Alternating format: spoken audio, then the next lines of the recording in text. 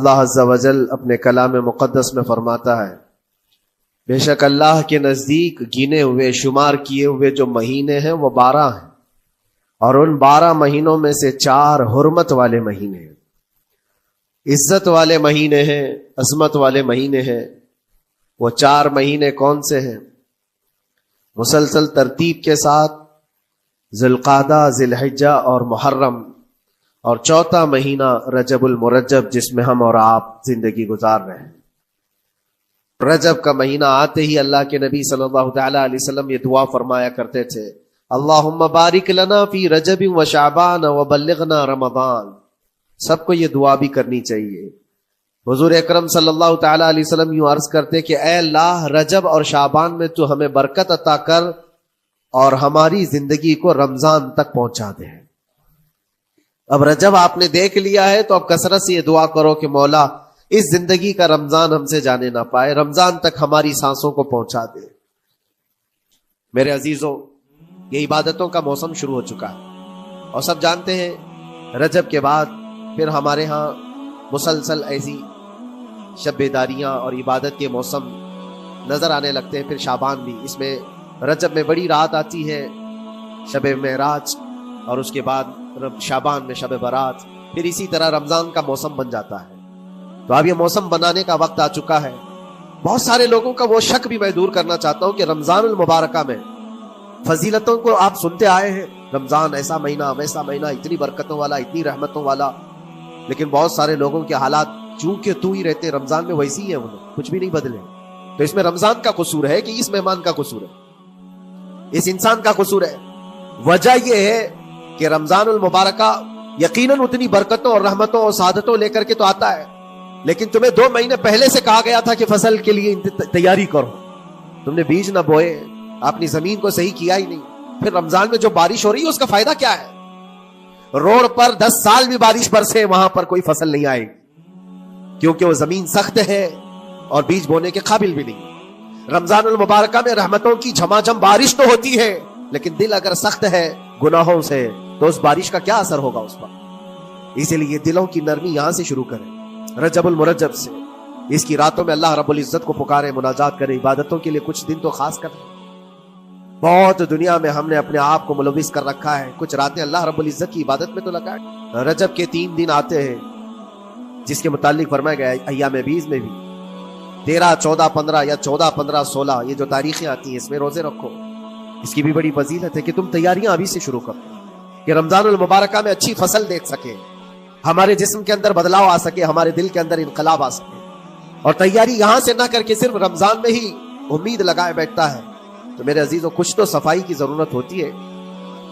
آپ نے اگر زمین خریدی کھیتی باڑی کی غرض سے اور گئے، وہاں جاتے ہی آپ نے سوچا کہ اس میں فصل آ جانی چاہیے، تو کسانوں سے پوچھو تو وہ بتائیں گے آپ کو نہیں، زمین کو پہلے صاف کرنا پڑتا ہے، کچرے ہوں گے اس کے اندر بہت سارے، ہل چلاؤ یا کسی بھی طرح سے اس کو صاف کرو۔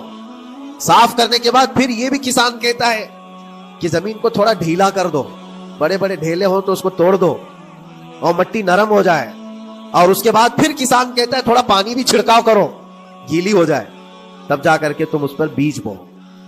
میرے عزیزوں، یہ رجب بیج بونے کا موسم ہے تو پہلے زمین کو ڈھیلا تو کر دو، زمین کے اندر جو کچرے ہیں اس کو نکال دو، دل کے اندر جو وسوسے بھرے ہوئے ہیں، گناہوں کے خیالات بھرے ہوئے ہیں، اس کو پاک تو کرو۔ اس کو پاک کرنے کے لیے اللہ کریم کی بارگاہ میں آ کر گڑ گڑاؤ، تمہارا ایک آنسو تمہارے تمام گناہوں کو اور اللہ کے غضب کو ٹھنڈا کر دیتا ہے۔ ہاں، ایک آنسو کا قطرہ تمہارے لیے اللہ کریم ہے، موتی سمجھ کے شان کریمی نے چن لیے قطرے جو گرے تھے عرق انفعال کے۔ امام غزالی رحمۃ اللہ تعالی علیہ نے لکھا ہے کہ آج اللہ تبارک و تعالیٰ کی رحمت کو اپنی طرف مائل کرنے کے لیے اگر تم کچھ کر سکتے ہو تو بس یہ ہے کہ دنیا رونے اور گڑ گڑانے سے نہیں مانتی، لیکن مولا کریم بندے کے ایک مرتبہ سجدہ کر کے اسے پکارنے سے فوراً قبول کرتا۔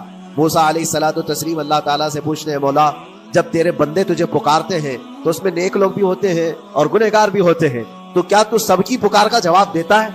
توجہ، اللہ رب العزت فرماتا ہے اے موسیٰ، میرے پکارنے والے بندوں میں نیکوکار بھی ہیں، گنہگار بھی ہیں۔ ہاں، نیک بندہ جب مجھے پکارتا ہے یا ربی، تو میں جواب میں کہتا ہوں لبیک یا عبدی، اے میرے بندے میں حاضر ہوں، بتا تیری کیا حاجت ہے۔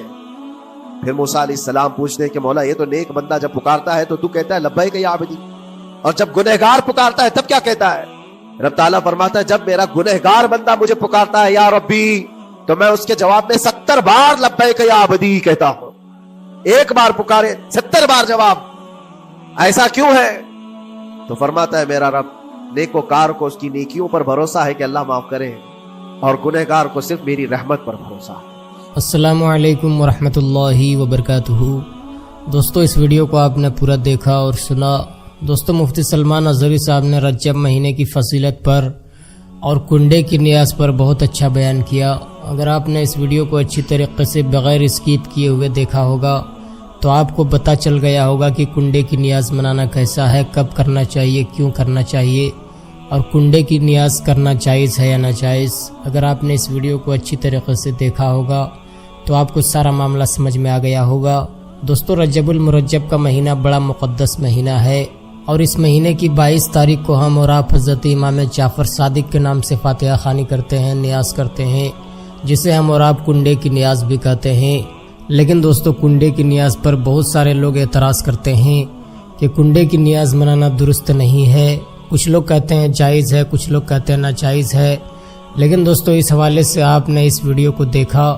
دوستو کنڈے کی نیاز کرنا جائز ہے، اس میں کوئی حرج نہیں بلکہ ثواب کا کام ہے، کیونکہ فاتحہ آپ کبھی بھی کر سکتے ہیں، کسی مہینے میں بھی کر سکتے ہیں، روز کر سکتے ہیں، کیونکہ فاتحہ خوانی میں ہم قرآن کی آیتیں تلاوت کرتے ہیں، قرآن کی سورتیں پڑھتے ہیں اور اپنے مرحومین کے نام پر بخشتے ہیں. تو فاتحہ خوانی کرنا کبھی بھی ناجائز ہو ہی نہیں سکتا. تو دوستو 22 رجب کو ہم اور آپ کنڈے کی نیاز کرتے ہیں، اور کرنا بھی چاہیے، تمام لوگ کرتے ہیں. لیکن دوستو جو لوگ اعتراض کرتے ہیں کہ کنڈے کی نیاز کرنا جائز نہیں ہے، میں ان سے ایک ہی بات کہنا چاہتا ہوں کہ کوئی بھی کتاب میں آپ یہ دکھا دیجئے کہ فاتحہ کرنا، نیاز کرنا جائز نہیں ہے. تو دوستو یہ لوگ کسی بھی کتاب سے دکھا نہیں پائیں گے، کیونکہ فاتحہ خوانی میں ہم کوئی غلط کام نہیں کرتے بلکہ قرآن کی آیتیں سورتیں پڑھتے ہیں، اپنے مرحومین کو بخشتے ہیں، اللہ والوں کے نام پر بخشتے ہیں. تو فاتحہ خوانی کبھی بھی ناجائز نہیں ہو سکتا. تو دوستو 22 رجب کے دن حضرت امام جعفر صادق کے نام سے آپ فاتحہ خوانی کریں، نیاز کریں، اور خاص کر غریبوں کو کھانا کھلائیں، غریبوں کو شیرنی تقسیم کریں، کیونکہ یہ فاتحہ دلانے کا مقصد ہے غریبوں کو کھلانا. تو دوستو آپ غریبوں کا خیال ضرور کریں. دوستو ہم خوش نصیب ہیں کہ اللہ تبارک و تعالی نے ہمیں مسلمان بنایا، اور سب سے بڑی خوش نصیبی اور خوش بختی یہ ہے کہ اللہ تبارک و تعالی نے اپنے پیارے نبی حضرت محمد مصطفیٰ صلی اللہ تعالی علیہ وآلہ وسلم کی امت میں سے ہمیں پیدا فرمایا، کیونکہ وہ ہر عالم کے لیے رحمت ہے. کسی عالم میں رہ جاتے، یہ ان کی مہربانی ہے کہ یہ عالم پسند آیا. تو دوستو ہم خوش نصیب ہیں. تو دوستو ہمیں چاہیے کہ ہم شریعت کے مطابق اپنی زندگی گزاریں، اللہ اور اس کے رسول کے فرمان کے مطابق اپنی زندگی گزاریں. تو دوستو اس ویڈیو پر آپ اپنی کیا رائے رکھتے ہیں ہمیں کمنٹ کے ذریعے ضرور بتائیں. اور کیا دوستو آپ کنڈے کی نیاز کرتے ہیں یا نہیں، وہ بھی آپ ہمیں کمنٹ کے ذریعے ضرور بتائیں. ملتے ہیں دوستو دوسری ویڈیو میں، تب تک کے لیے خدا حافظ.